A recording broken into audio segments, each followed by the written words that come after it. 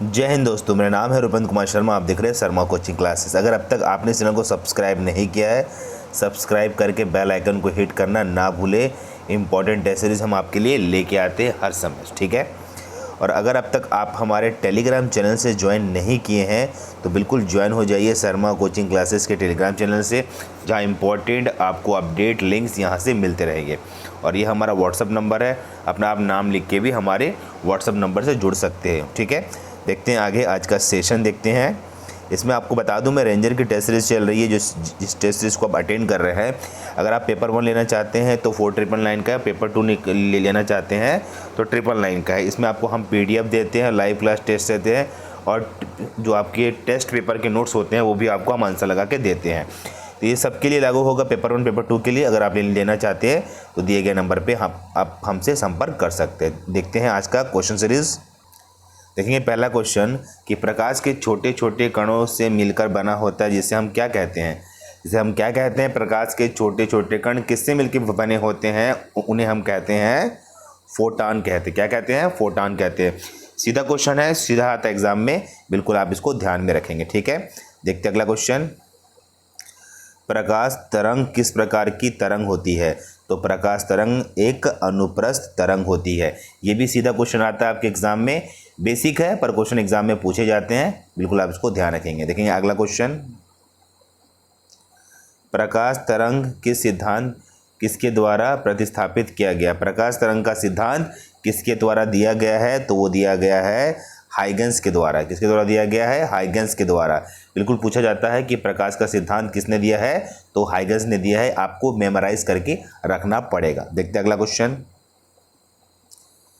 निम्नलिखित में से कौन सी प्रघटना का निर्णय लेने में सहायक होती है? प्रकाश एक अनुप्रस्थ तरंग है।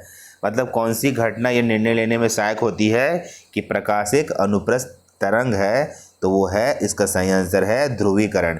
ध्रुवीकरण की घटना से हम साबित कर सकते हैं प्रकाश एक अनुप्रस्थ तरंग है। देखेंगे नेक्स्ट क्वेश्चन। प्रकाश के विद्युत चुंबकीय स्वरूप की खोज किसने की थी? प्रकाश के विद्युत चुंबकीय स्वरूप की खोज किसने की थी?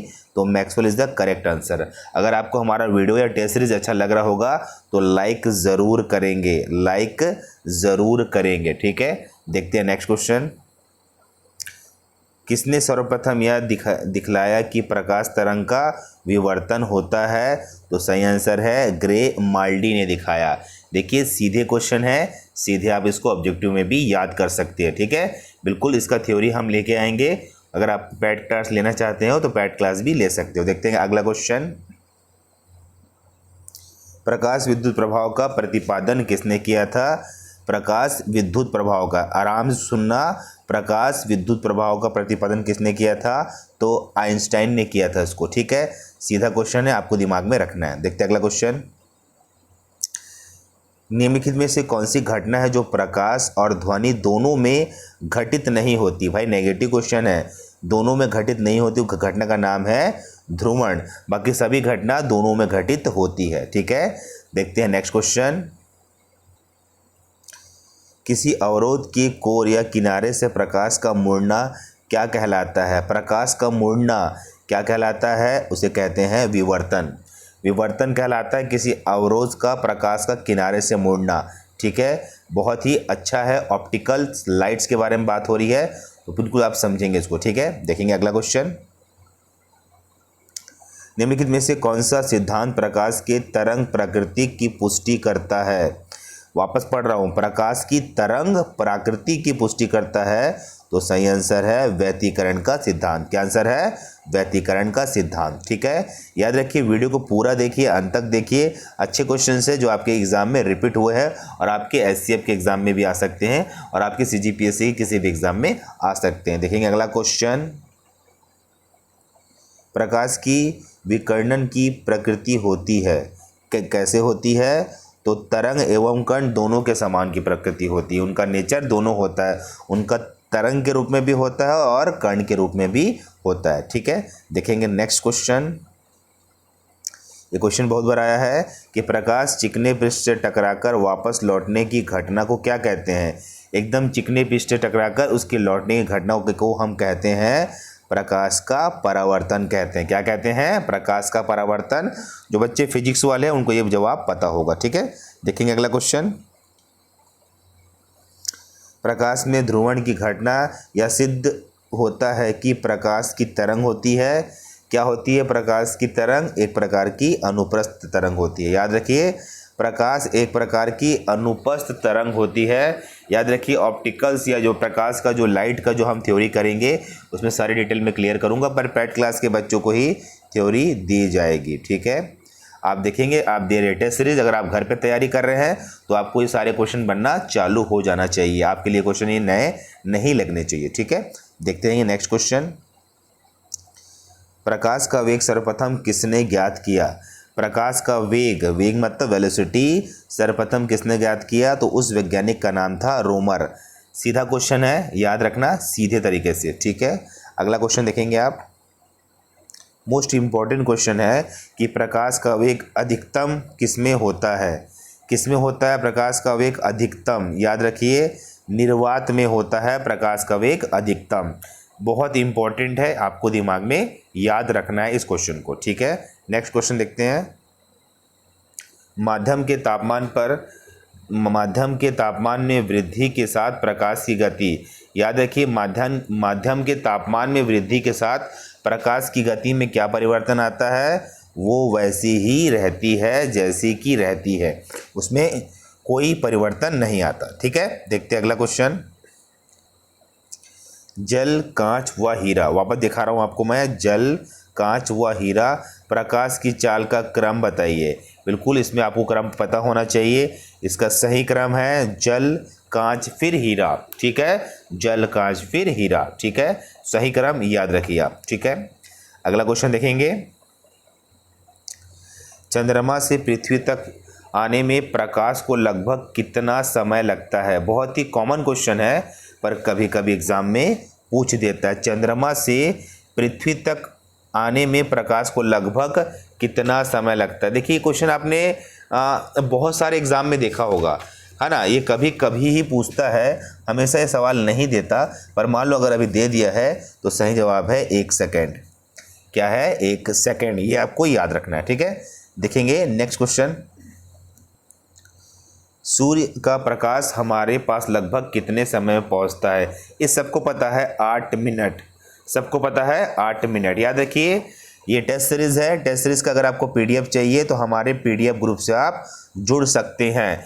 मात्र कुछ नॉमिनल फीस दे के आप इसकी पीडीएफ आंसर के साथ ले सकते हैं। ठीक है, अगला क्वेश्चन आप देखेंगे। प्रकाश का वेग कितना होता है? तो सही आंसर यहाँ पे ठीक कर देता हूँ मैं, 3 × 10⁸ मीटर पर सेकेंड होता है प्रकाश का वेग या प्रकाश की चाल। याद रखिए, बहुत ही इम्पोर्टेंट डेटा है। प्रकाश से क्वेश्चन एग्जाम में पूछेगा ही पूछेगा, तो अपने फिजिक्स के टेस्ट को आराम से दीजिए और बिल्कुल हमारे पैड क्लासेस को ज्वाइन करके आप इसका पीडीएफ और सारे स्टडी मटेरियल भी आप ले सकते हैं। ठीक है, देखते हैं नेक्स्ट क्वेश्चन। सूर्य ग्रहण के समय सूर्य का कौन सा भाग दिखाई देता है? सीधा क्वेश्चन है, सही आंसर है किरीट, या उसे हम कोरोना भी कहते हैं। ठीक है, देखते हैं नेक्स्ट क्वेश्चन। पूर्ण सूर्य ग्रहण का अधिकतम समय कितना होता है? 460 सेकंड लगभग में इसको हम मानते हैं। कितना? 460 सेकंड। डेटा क्वेश्चन है, डेटा क्वेश्चन तो आपको याद होना ही चाहिए। ठीक है, देखते हैं अगला क्वेश्चन। सूर्य ग्रहण तब होता है जब, सही आंसर है कि पृथ्वी बीच में आ जाता है, तब सूर्य ग्रहण होता है। कहने का मतलब ये आपका पृथ्वी, ये आपका चंद्रमा और ये आपका सूरज, है ना। तो ये घूमते घूमते अगर पृथ्वी बीच में आ जाएगा तो सूर्य ग्रहण तब हो जाता है। ठीक है, पर इसका गलत आंसर बता दिया मैं। सही आंसर है चंद्रमा बीच में आ जाता है तब सूर्य ग्रहण होता है। ठीक है, ये रॉन्ग है, सॉरी।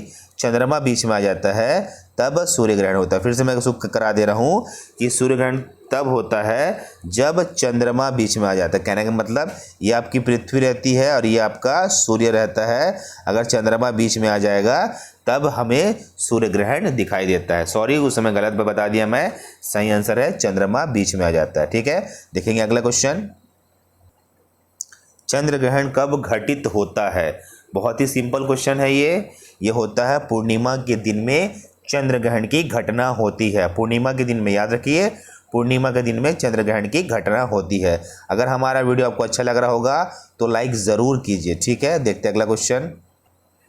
सूर्य ग्रहण कब होता है? बिल्कुल, यह अमावस्या के समय होता है, या इसे प्रतिपाद भी कहते हैं। सूर्य ग्रहण हमेशा अमावस्या के समय होता है, ये आपको ध्यान में रखना पड़ेगा, ठीक है। देखते हैं नेक्स्ट क्वेश्चन। एक कटा हुआ हीरा क्यों जगमगाता है? एक कटा हुआ हीरा क्यों जगमगाता है?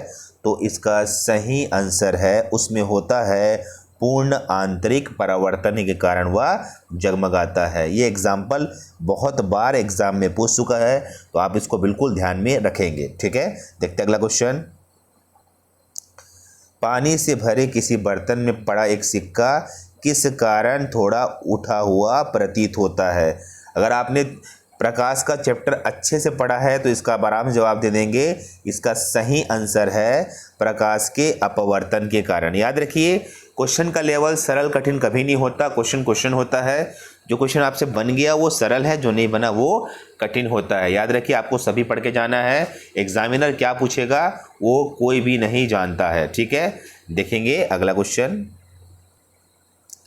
पानी में लटका कर बैठा हुआ व्यक्ति, उसके पैर मुड़ा हुआ है और छोटा क्यों दिखाई पड़ता है?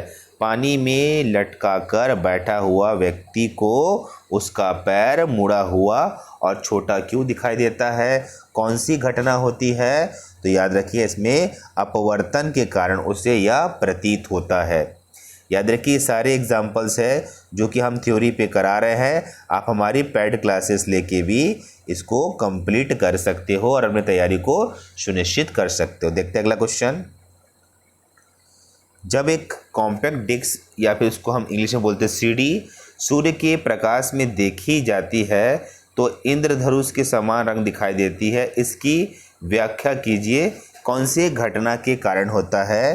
तो याद रखिए, इसमें अपवर्तन भी होता है, विवर्तन भी होता है और परागमन भी होता है। ये सारी घटना होती है, इसलिए वो हमें, है ना, सूर्य मतलब इंद्रधनुष के कारण उसमें कलर दिखाई देते हैं, ठीक है। तो याद रखिए, सेशन बहुत इंपॉर्टेंट है, लाइक करना नहीं भूलेंगे। अगर आप हमारी पेड क्लासेस लेना चाहते ले सकते हैं। टेस्ट सीरीज़ रेगुलर हो रहा है। ये नंबर ऑफ 8-9 नंबर का क्वेश्चन जो अपना टेस्ट सीरीज़ है, जो कि रेगुलर हम ले रहे हैं, इसकी PDF भी आप ले सकते हैं, ठीक है।